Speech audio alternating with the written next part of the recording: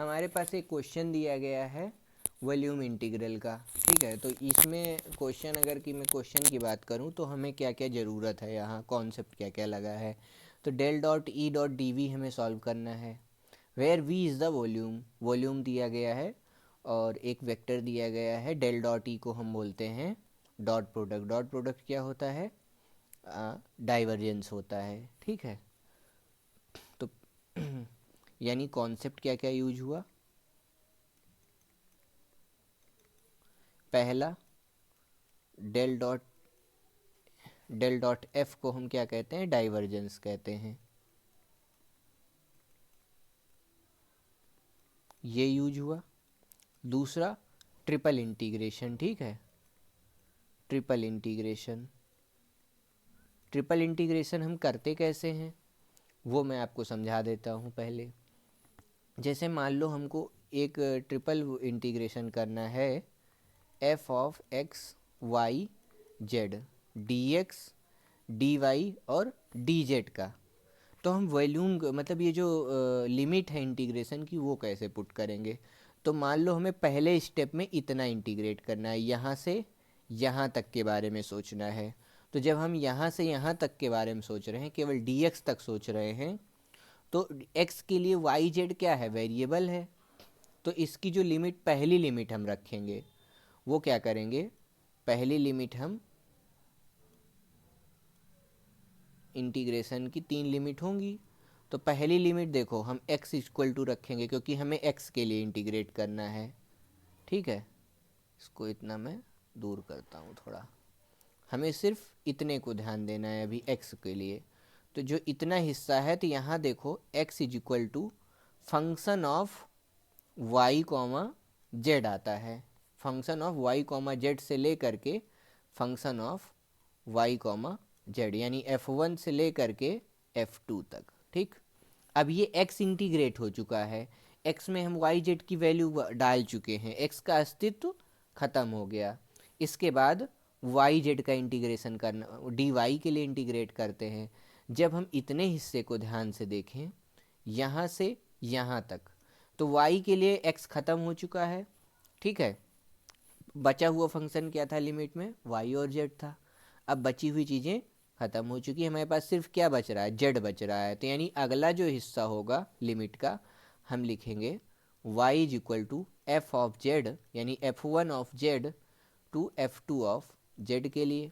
ठीक, अब यहाँ तक इंटीग्रेट कर चुके हैं, अब सब कुछ ध्यान से देखो तो z बन चुका है इंटीग्रेट होकर के। अब लास्ट में क्या बच रहा है? z। अब z की लिमिट हमें लास्ट में कांस्टेंट रखनी होगी। तो z इज इक्वल, जेड से z is equal to A से लेकर के z is equal to B तक इंटीग्रेट होगा। तो ये हो गया ट्रिपल इंटीग्रेशन का मेथड, कि कैसे हम ट्रिपल इंटीग्रेशन करते हैं। ठीक, अब क्या करूँगा, अब ये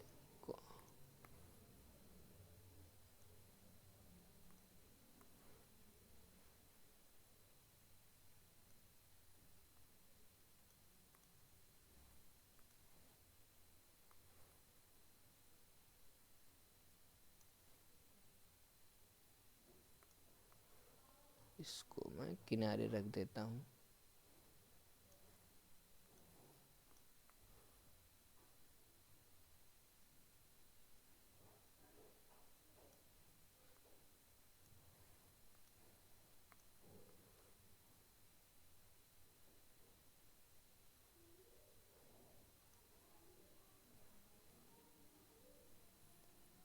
ठीक है, ये कॉन्सेप्ट हमें ज़रूरत है, जो बचा हुआ है वो मैं लिख दे रहा हूँ, y कॉमा जेड तक। ये क्या है? f2। ठीक, तो ये कॉन्सेप्ट यूज करते हुए हमें इस क्वेश्चन को सॉल्व करना है। तो देखते चलो, ये है। तो सबसे पहले हमें डाइवर्जेंस निकालना है। डाइवर्जेंस क्या होता है? अगर हम किसी चीज़ का डेल डॉट एफ लिखें तो ये आता है del F by del X I cap plus del F by del X J cap plus del F by del Z K cap का dot product with I J K. तो basically divergence क्या होता है, dot I J के साथ dot होने के बाद वो क्या बनता है, del F by del X plus del Y by del F by del Y और del F by del Z. इतना हो गया। डेल का मतलब होता है del by del X I cap, del by del Y J cap, del by del Z K cap. अब जब इसका एफ के साथ डॉट करते हैं तो ये बन के आता है, ठीक है, ये बन गया। अब यानी हमें इसको पहले डिफ्रेंशिएट करना है और ऐड करना है। तो पहले x के रिस्पेक्ट में x वाला पार्ट, y के रिस्पेक्ट में y वाला पार्ट, z के रिस्पेक्ट में z वाला पार्ट करते हैं। तो डाइवर्जेंस निकालना सबसे सिंपल है, ठीक है।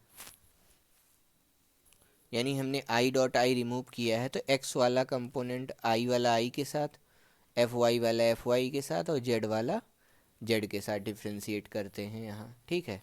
तो जैसे ये 2x² है तो ये x के साथ ही डिफ्रेंशिएट होगा, जे वाला कंपोनेंट y के साथ डिफ्रेंशिएट होगा, जेड वाला जेड के साथ होगा, ठीक है।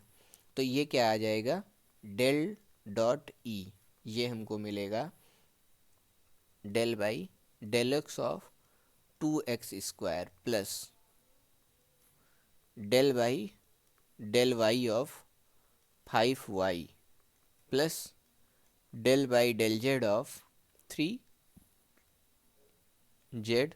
ठीक है। तो इसको अगर सॉल्व करेंगे तो ये हमको मिल जाएगा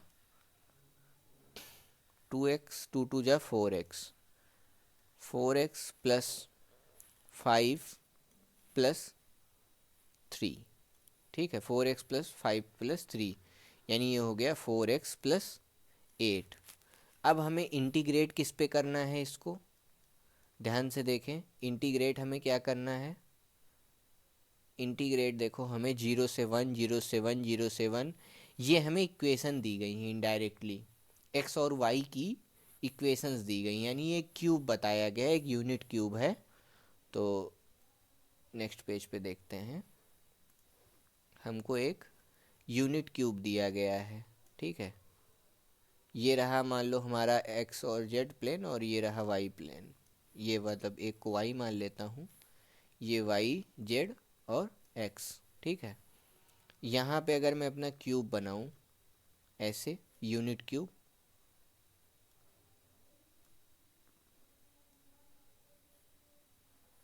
क्या कर दिया ये,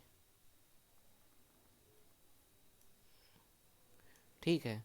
तो y की अगर मैं बात करूँ, y का वेरिएबल, तो y जो देखो 0 से 1 तक वेरी कर रहा है, y में कोई इक्वेशन नहीं है, y की वैल्यू जहाँ भी होगी 0 से 1 तक होगी इस पूरे वॉल्यूम में। और x की, ये क्योंकि ये सिंपल फिगर है तो x की वैल्यू जाएगी 0 to 1, y की भी वैल्यू जाएगी 0 to 1 और z की भी वैल्यू जाएगी 0 to 1, ठीक है।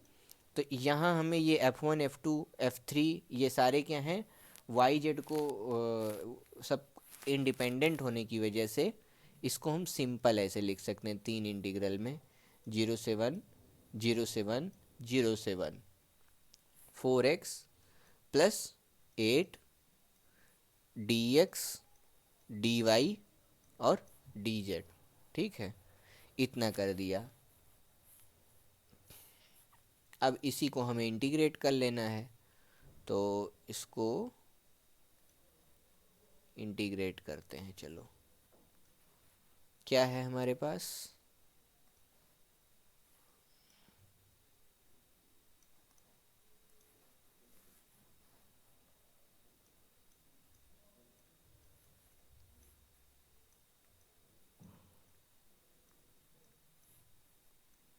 ठीक है, सब 0 से 1 है। तो सबसे पहले देखो मैं x के लिए करूँगा, तो 4x² बाई 2 प्लस 8x, ये कहाँ से कहाँ तक गया है, 0 से 1 तक, dy dz, बचे 2 इंटीग्रेशन। अब देखो y, इसमें देखो कहीं भी y का टर्म नहीं है, तो हम सबको इंडिपेंडेंटली इंटीग्रेट भी कर सकते हैं, कोई दिक्कत नहीं है।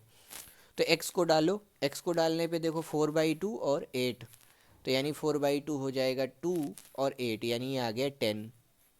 फिर dy 0 से 1, 0 से 1, dy dz, 10 dy dz यानी 10 आ गया इंटू वाई। वाई कहाँ से कहाँ तक है, 0 से 1 तक है। फिर dz 0 से 1 अगले स्टेप में। फिर क्या हो गया ये 0 से 1 वाई तो 10 आ जाएगा। फिर 10 फिर आ जाएगा लास्ट में 10z। ठीक है, 10y फिर 10z फिर z 0 से 1। तो इसका आंसर क्या आ गया 10। ठीक, तो यानी इसका जो आंसर है वो ये 10 है।